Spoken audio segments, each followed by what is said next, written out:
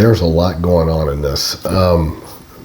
Now, I'm going to sidestep, well, this is going to be my realistic answer, not necessarily anything anybody wants to hear. Now, there's always nooks and crannies within the law, to where, and there's also gaps.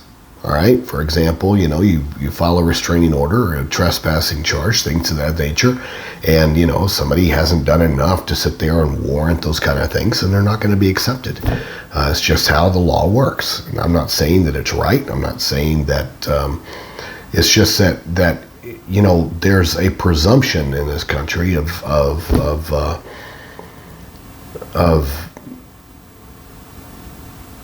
well, there's just a lot of presumptions in this country, and I like it that way, quite frankly.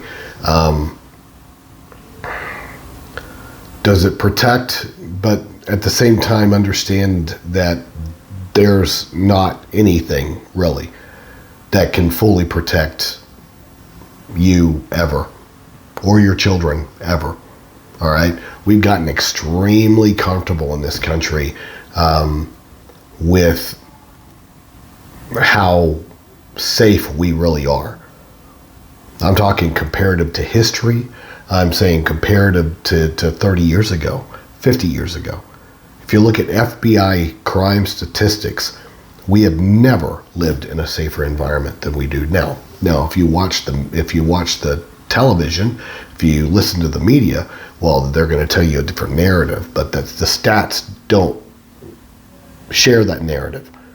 We have way too many cop shows on television, in which exaggerate what's really going on out there, because it's not that bad. And I'm talking comparative. I'm talking about the actual stats. All right. Now, that doesn't make anybody feel better that is being harassed, and I understand this. Now let's go back to the IEP team. Now, you had your IEP meeting. You told your team that you didn't want her having a one-to-one assistant because you don't trust the people they hire off the street to fill positions. Number one, you do have input, but at the end of the day, you have absolutely no controlling decision over hiring or what they would consider administrative type decisions. As long as the school system is, let's say, using the professional that your child needs, you don't necessarily get to dictate who that professional is. Okay? Same thing with administrative decisions like employment and staffing. You can sit there and say, well, the IEP team can sit there and say, well, my child needs a trained one-to-one aide. Well, that's about as much control you have over who that person is. You can't sit there and dictate. Now, common sense would dictate, and I have a daughter with special needs myself, and most school systems are very, very attuned to the realities of not assigning a male one-to-one aide with a girl or a female, for obvious liability reasons, or presumptions or accusations or allegations. You just want to stay away from that. So I very rarely have instances to where I have a male aide assigned to a female inside of schools. But I understand the concern. I understand why you raise that as a concern. Now, on the flip side, you providing additional information as to this person's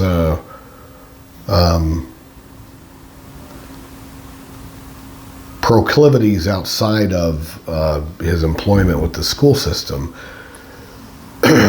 is that protected? No, it's not.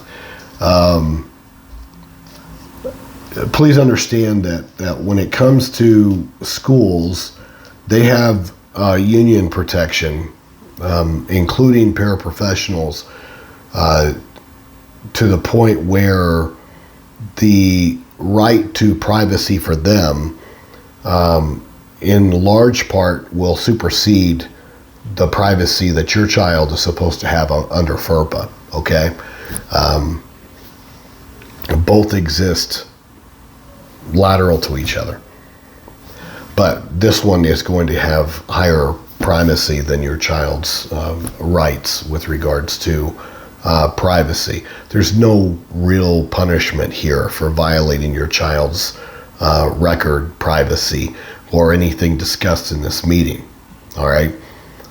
Is it a violation? Possibly.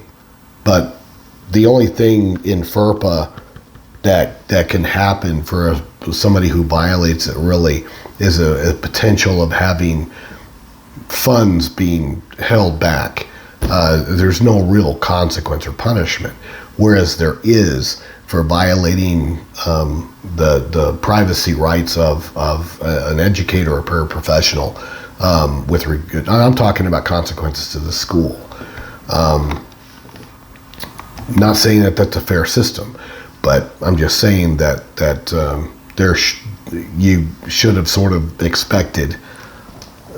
And I'm not saying you did anything wrong. I'm just saying that you should have sort of expected that the busybodies were going to go and run and tell him exactly what you said,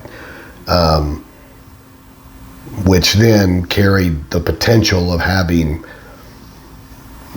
this soap opera unfold, which then has put you in a position to where you don't feel safe and you don't trust, and you removed your child from that environment.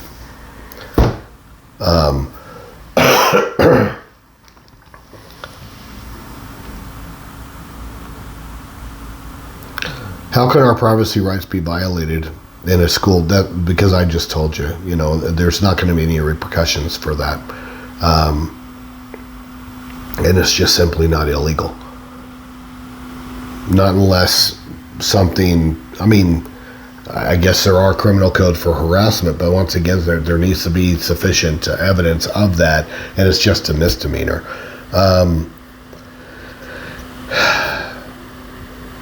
Unpleasant, but at the same time, I'm telling you, when a lot of parents just do not understand that FERPA, meaning the federal education privacy rights for your child and your child's records, and what's discussed in your meeting, there's no teeth there. So I'm telling all parents, you need to be very careful in what you repeat in these meetings that may be disparaging or be taken that way, even if they're concerns, valid concerns like you would have here.